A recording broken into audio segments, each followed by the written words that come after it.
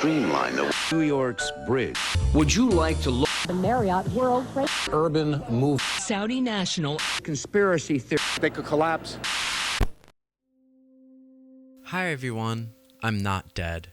Well, not yet. It's been roughly 2.5 years since I first started work on the 9/11 Iceberg Chart video, and in that time, I've gotten a lot better at doing research. My previous attempt at making a corrections-style video was more of an FAQ with random comments I kept getting, but it only really isolated a couple common arguments. There are a lot more inaccuracies and misleading statements in my own video than I was aware of at that time, certainly more than I addressed. So now, in the interest of presenting the most accurate information to you, here's a long and rambling diatribe about every little detail I got wrong, organized for your viewing pleasure. To start off with, here are things I wish I would have done differently. I wish I had gone into more details about the amenities and other facilities of the World Trade Center complex as a whole, like the hotel, the restaurant, the open-air observation deck, the telecommunications facilities, the mall, the subway.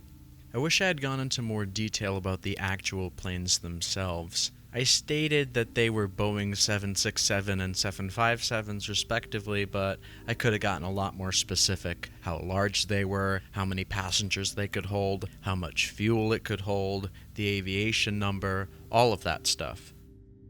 I wish I had dubbed over the number of United Airlines 175 videos with a text-to-speech voice or something, instead of using the Bill and Ted clip. In trying to draw attention to the change, it just ruined the tone of the whole segment. I wish I had explained more about the culture of Islamic fundamentalism in the 90s and bin Laden's motivations, which is actually a huge chunk of the 9/11 Commission report. Chapter 2 is entirely devoted to setting up what Islam is, what an Islamic fundamentalist believes, the socio-political context of the Middle East in the 20th century, and bin Laden's justifications for his actions. I wish I had gone deeper into the long and meandering trial of KSM, switching from military tribunal to public court case, back to military tribunal, all the plea deals that were taken on and off the table, the ridiculous amount of times his trial has been delayed. I actually counted how many times the DoD sent out an invitation to the press for pre-trial hearings in just 2024 alone, and they changed the date 5 times. I wish I had gone into much more detail about the War on Terror, the Iraq War, George W. Bush's presidency, the Patriot Act, public opinion of the war, but I knew that was way too big a topic for a 20-something-year-old YouTuber to do justice. Maybe in the future I can talk about other individualized aspects of the War on Terror, more so on the political media side rather than the front lines. I wish I didn't accuse Rob Lowe of being a racist with no evidence. I'm sorry, Rob Lowe. I didn't mean it. It was meant as a joke. I wish I had explained my reasonings for debunking the controlled demolition argument in a more neutral and less snarky way. The more familiar you become with a topic, especially one as divisive as, say, 9/11, the more repetitive the arguments can get on either side, and the more exasperated one can become when hearing the same points being discussed, picked apart, or proven untrue over and over and over again. But if you get exasperated, that can definitely drive away people that are looking for an honest and open discussion. I wish I had shown better images of the damage to the side of World Trade Center 7 because they do exist. I was just worse at doing an image search back then. I wish I hadn't called Trump an architect when he was just a real estate mogul. I wish I didn't give Omar Albayumi the benefit of the doubt knowing what we know now. We'll get into that later, don't worry about that. I wish I hadn't gone into that side tangent about the Lego 9/11 video and the LOL Superman segment because ultimately it was a lead that went nowhere. It was proven that the first mention of LOL Superman was made before that comment was left on the video, so it's completely irrelevant. I wish I had went into many more individual examples of both entertainment impact and predictive programming, because there are a ton of examples. Weird ones, interesting ones, and ones that are, well, silly. Yeah, silly. That's the word I'll use. Okay, here are topics I now wish I had mentioned, but didn't. World Trade Center art, gelatin, E-Team. Basically talking about all the sculpture work around the towers. I remember seeing these weird guys pop up a lot in conspiracy videos, and I always used to think that they were used for security checkpoints in some way. I don't know why I thought that, but they were actually made for the Quebec, New York 2001 exhibition, which obviously had to be postponed. The group Gelatin tried to take portraits of people in the towers by flying around it in a helicopter, and the E-Team lit up their name in the building's own lights right at the spot where American 11 struck. Again, there are more in-depth videos to check out on that. Lost phone calls. What we've heard from the towers themselves is just a fragment of the actual recordings, and those are just fractions themselves of the amount of calls really made. Most calls made to 911 or from the towers or from airphones were never recorded and only exist via witness testimony. Mark Bingham's call from Flight 93 to his family would never have been publicly known about if his mom hadn't related the story to news outlets. Speaking of witness testimony, we're fucking dying. Okay, so I'll be as quick as I possibly can. Basically, at 9:27 on NBC, they reported this. A person who answered the phone on the trading floor at interdealer broker Cantor Fitzgerald, located near the top of the World Trade Center, said, "We're blanking dying," when asked what was happening, and hung up. There was screaming and yelling in the background, and a follow-up call was not answered. Cantor Fitzgerald was located between floors 101 and 105 of the World Trade Center, so those employees all unfortunately died because they had no way to descend past the 99th floor. No single person has been identified as answering this call, and this NBC clip and a Reuters news report, which I think was the origin of the claim, are the only two agencies to cover this story. Cockpit voice recordings. Cockpit voice recordings, or CVRs, are made by a plane's black box. American 11 and United 175 had their CVRs completely destroyed by the collapse of the towers, and American 77's was salvaged but unusable, meaning that United 93 is the only plane used on 9/11 whose CVR exists in full. And yet still, it hasn't been released. It was used as evidence in the trial of Zacarias Moussaoui in 2006, but the FBI barred it from being declassified, only allowing a transcript to be made publicly. Some brief snippets have been showcased in various odd places, such as a YouTube video tribute to 9/11 posted by the FBI themselves.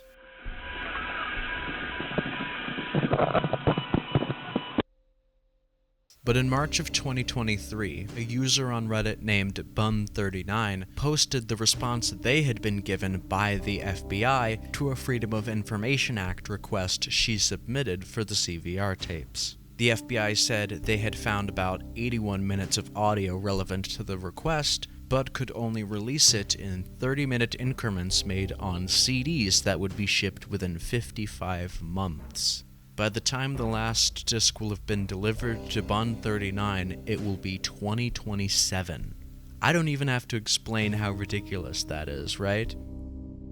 Loose change. One of the first real big documentaries about 9/11 conspiracy theories, directed by Dylan Avery, who we saw in the Barry Jennings segment.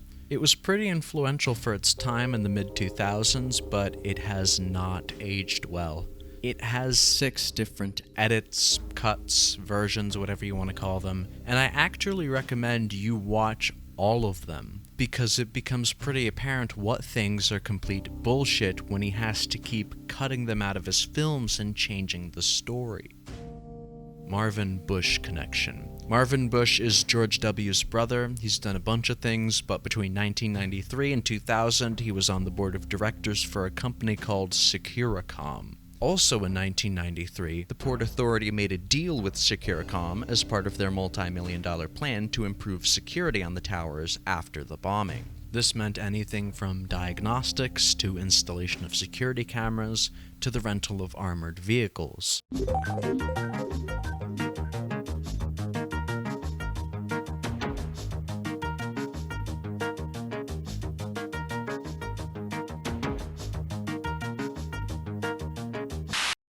"9/11 Commission. Why did I not talk about the people who got all the info I've been using this whole time?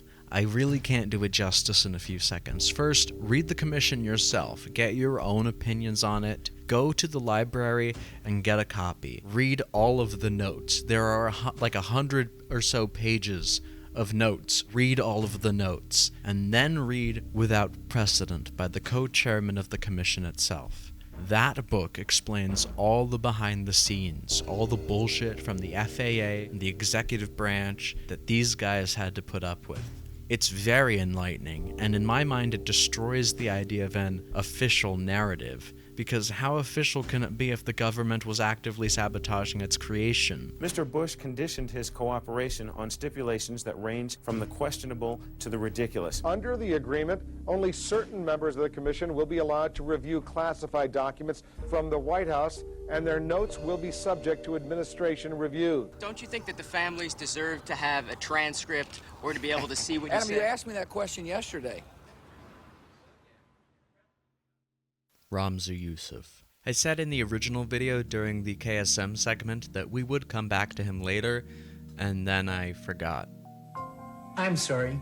Yousef was the one responsible for creating and planting the car bombs that exploded in the World Trade Center parking garage on February 26, 1993, killing 6 people and injuring 1,000 more. He took credit directly for the attack in a letter he sent to the New York Times that also outlined his motivations. Yousef was also responsible for planting a bomb in the bathroom of Philippine Airlines Flight 434 that detonated a few hours later, which was discovered to be a test run for the Bajinka plot. As you may remember from the 9/11 Iceberg Chart, that plan was halted and Yousef was arrested. Later on in custody, he'd place a phone call to his uncle, who was also the man who financed both the 93 bombings and the Bajinka plot, the unprosecutable Khalid Sheikh Mohammed. Ramzi was then sentenced to life in prison, plus 240 years for seditious conspiracy in 1995. And that is where he is today, in prison. It's ironic, there's a chilling story. Lou Scalero of the FBI, who was part of the capture of Ramzi Yousef, told me this story that he was flying over the World Trade Center in a helicopter with the suspect next to him after he was captured in Pakistan. New York just looked beautiful that night. Crystal clear, crisp, lights twinkling, and as, of course, we had him with the hood on. And as we come down the river, we took the hood off, and as they passed over, Lou Scalero nudged him and said, I said to him, look straight ahead, see that, Ramzi? The trade centers are still standing there, aren't they? "You see, it's still standing." And Ramzi Yousef smiled and said, In his little accent, he said, "It wouldn't be if I'd had more money." In other words, more money to buy explosives, more money to run a more efficient operation than the one he ran from New Jersey in '93. Exactly. Right up to that moment, the bravado was incredible. And now, for the moment you've all been waiting for, I'm finally going to talk about it. That's right. MCR. I did add the entry to the Iceberg Chart originally, but the segment was never finished because it was too tonally dissonant from the rest of the video. But anyways, the story goes that Gerard Way was an intern for Cartoon Network in 2001, and while traveling on his way to work taking the ferry from New Jersey to New York, he witnessed 9/11 from the waterway equivalent to front row seats. This had a profound effect on him. It changed the course of his whole life, and he wrote the song Skylines and Turnstiles to cope with these feelings, which would soon become the very first song written for My Chemical Romance. Some have stated Gerard can be seen in photographs taken from New Jersey harbors on that day, but because these individuals can only be seen from the back, it can never be confirmed if these are actually him or not. I'm not even sure if Gerard himself remembers what harbor he was at or what ferry he took. And now for our feature presentation. Here are things I got wrong. Get out your tapes, kids, because we're going through the VHS version of this video. The South Tower was struck at approximately 9:02 a.m. One of the weirdest discrepancies between the 9/11 Commission report and other sources is United 175's exact time of impact. The report states on page 8 that the plane struck the building at exactly 9:03 and 11 seconds, which is sourced from the NTSB flight path study published in 2002. Yet the study itself lists the time as being approximately 9:02 and 40 seconds. The NIST report further muddies the waters by stating the time of crash as 9:02 and 59 seconds, which seems to be the most accurate. Analysis of the seismic data as observed from Lamont Doherty Earth Observatory puts the time of impact at 9:02 and 54 seconds. So, who is right? Where did the Commission get that extra 11 seconds from? At 9:03 and 2 seconds, United 175 crashed into the South Tower. And Flight 175 struck at a right-leaning tilt. That is clearly a left-leaning tilt. The FBI later confiscated the hotel footage and another tape from a nearby gas station, which has yet to be released to the public. The tape from the gas station was released, along with many other videos that showed absolutely nothing of note. It was later discovered that the potential targets of Flight 93 were either going to be the Capitol building or the White House itself. It has since been mostly agreed upon that the Capitol would have been the target of UA-93 ever since the footage of Omar Albayumi leaked this year. There are a total of 69 known shots of the second plane. There are actually 72 known angles now. I covered this mistake previously, but the same YouTube user had his channel deleted, so the channel Erebus911 uploaded an updated version of his compilation.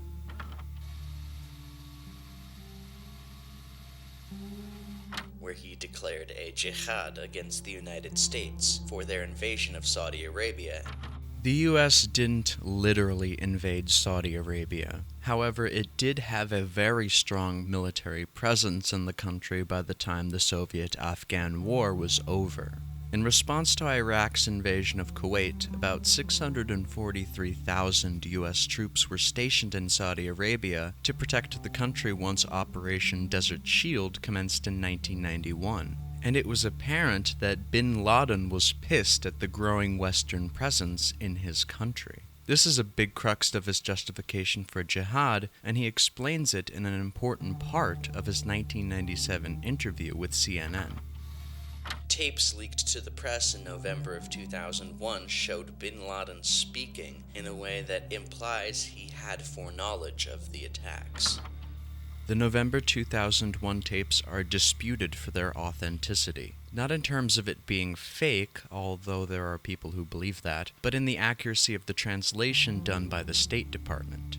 The show Monitor from German TV channel Das Erst brought in 2 independent professional translators and an Arabist, or professor of Islamic sciences, and all concluded that there were multiple errors in translation, going so far as to state, at the most important places where it is held to prove the guilt of bin Laden, it is not identical with the Arabic. Before he was shot point blank in the head where he stood, his body was unceremoniously dumped into the ocean.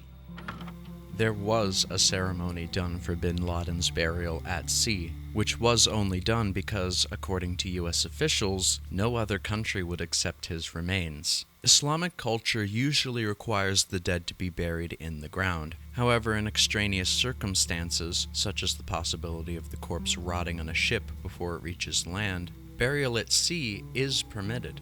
In accordance with tradition, bin Laden's corpse was cleaned, wrapped in a white shroud, and an Arabic funeral prayer was recited before it was slid off the side of the USS Carl Vinson into the North Arabic Sea. The news ticker at the bottom of the screen on 24-hour news networks like CNN was introduced on 9/11 by Fox News of all networks. Graphic news tickers overlaid at the bottom of the screen weren't invented by Fox News. The first live graphic overlays of a news ticker were thought to have been in the early 80s by local affiliate stations in the Northeast US, who would use it to display school cancellations.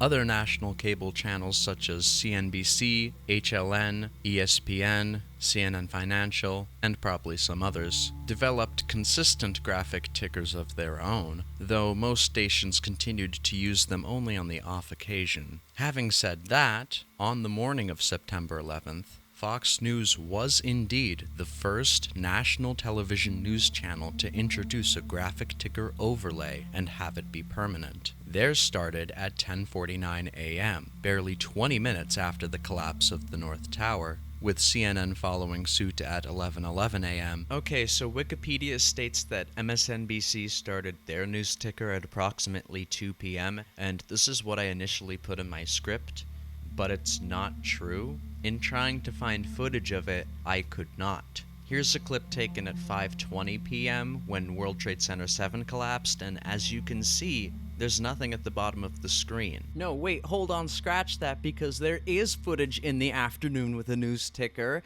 but it's an hour before Wikipedia says it is, and the news ticker goes away. This investigation and subsequent report, published in 2004, I'm conflating two different things here. The 9/11 Commission was formed in 2003 and presented their final report in 2004, which went more into detail about how the attacks were planned, the failure of systems in place to protect Americans, and suggestions for the future. The NIST investigation, started in 2002 and fully completed by 2008, was more concerned with how the buildings themselves collapsed and why they did so, which is why they gathered so much visual evidence for it. It's estimated that the temperature inside the inferno was close to 1,400 degrees Fahrenheit. According to the NIST report, some floors of the World Trade Center were as hot as 1,800 degrees Fahrenheit, though this has been contested by other sources.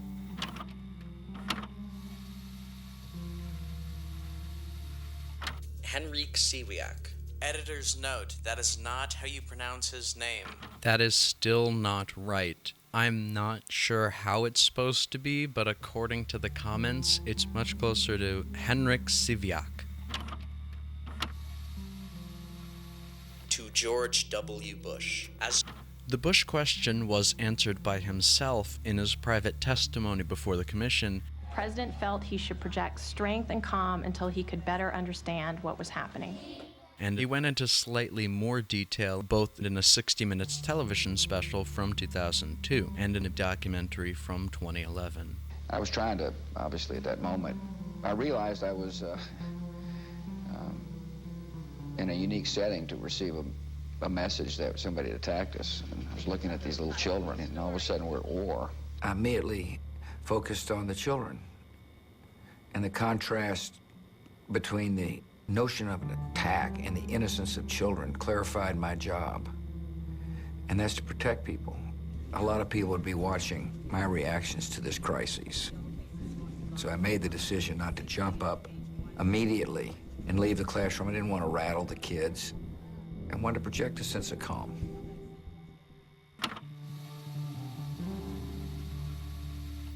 $2.3 trillion. So by 2002, that $2.3 trillion figure had supposedly been reduced to about $700 billion.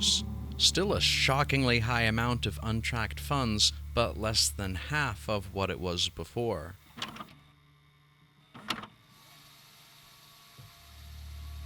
an F-16 smashing into a glass building comically labeled with the letters WTC.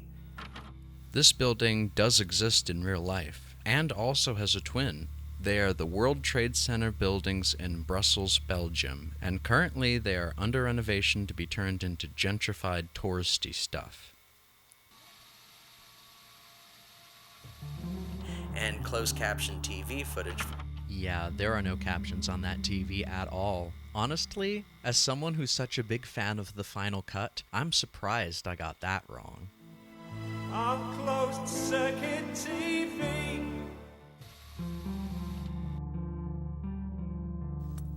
Omar Albayumi. Since I made that segment on Omar Albayumi, a videotape was unsealed in federal court and leaked to 60 Minutes in June 2024 that was basically just him scouting the Capitol building and the Washington Monument, talking about a plan and promising to, quote, report to you when he gets back there. This all but confirms his at least tacit involvement with some sketchy activity, as the tape was found in his own apartment in Britain by police. Among the other videotapes that were found there was this footage of a party, which I used in my initial video because it was the only other moving footage I had of Omar, not knowing that among that collection of videotapes, this was right here the whole time. Omar himself is believed to be alive and living in Saudi Arabia, but the question still remains: why now was this footage leaked to the press? Urban moving and Mossad. Wait, stop. If we're going to talk about that, we're going to have to talk about this. In my original Part 1, at the end of my discussion on Larry Silverstein and the Pullet myth, I wanted to bring to attention how I felt a lot of people were hating on him and making up these theories entirely because he's Jewish and an easy scapegoat.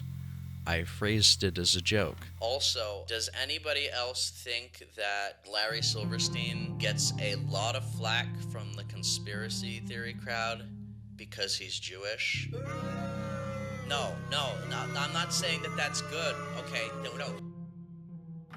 Okay, maybe that wasn't very direct, and trying to make it a joke probably wasn't very tactful. However, I would argue that it's also definitely not fucking hate speech. YouTube, in the middle of its live premiere, which I was not present for because I was asleep, pulled the video because they said I was promoting anti-Semitism. So to make sure I could still keep my video up, I hastily cut out the segment in question, stuck a single frame wall of text in as a protest, and that was that. The additional disclaimer in Part 3 was to just get YouTube off my ass because I had to talk about Jewish politics again, in much more detail this time. So that being said, I already talked about the supposed mural van that the Urban Moving Systems guys were seen driving, and how there didn't seem to be any tangible evidence of its existence, but as it turns out, there is something real to check out here. NYPD radio transmissions recorded by a ham radio operator named Robert Sanford do discuss the mural van and even state its location. It's a big truck with a mural painted of an airplane diving into New York City and exploding. I don't know what's in the truck. The truck is in between 6th and 7th on King Street. They're most likely talking about this King Street, located between 6th and 7th Avenue near Soho, nearly 2 miles away from the Trade Center and 10 miles away from where the Israelis were supposedly spotted and arrested. Fears of explosives in the van led to officers calling the bomb squad and the ESU to investigate, and numerous times on the radio, an explosion is mentioned. Explosives on King. Go in the van exploded. That exploded. Explosion. One of those remote control planes filled with explosives. The same officer also briefly states something about a remote-controlled plane, which either the officer misspoke and he was referring to the bombs in the van being remote-controlled, or he just rolled with some secondhand information he got from his colleagues. The Minetta Transportation Institute also addressed the mural van in its post-9/11 report on page 20, but ultimately concluded that it was, quote, an innocent delivery truck. What this actually means is unknown, but we do know that urban moving was discovered to be linked to a warehouse that was also a distribution point for Zoomcopters. In fact, an article from the Tampa Bay Times from December of 2001 tells the story of young Israelis traveling to the US to work for Quality Sales in Florida, selling various products at kiosks in the mall, including the Zoomcopters. Many were subsequently arrested and held in custody for nearly a month before being deported back to Israel, just like the 5 urban moving workers. Could it be that coincidental? Maybe, but there are also some weirder details left over. For instance, the main interviewee for the article, Yaniv Hani, is said to have arrived in the US only 2 days before 9/11. On the other hand, he, along with his fellow Israeli workers, weren't arrested and interrogated until October 30th, nearly a month after 9/11.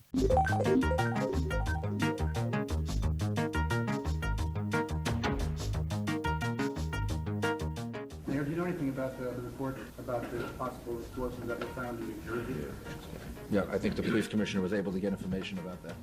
They have confirmed that someone has been stopped in New Jersey, 3 men in a van.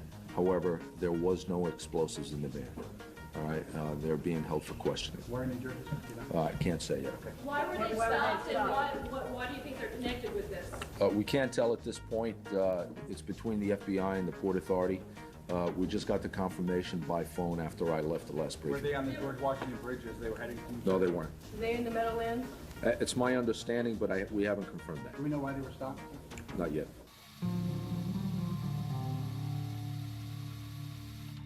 Lol Superman.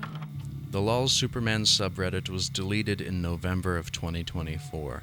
The video itself still hasn't been found, and a lot of people have begun to suspect that it didn't exist at all.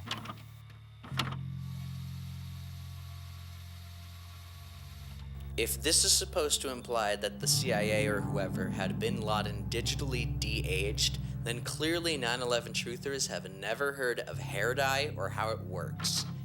Islamic tradition does actually allow for the dyeing of hair and beards, so long as it's not black for some reason. The video resolution of any surviving clips of bin Laden is way too low and poorly lit to properly identify the exact color of his beard, but it's black or very, very dark. So either I was completely wrong in my theory, or bin Laden was a massive hypocrite who didn't follow proper Muslim practices.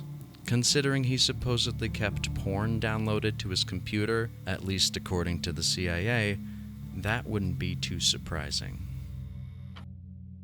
And there you go. Everything else I was 100% right on. It's 8:52.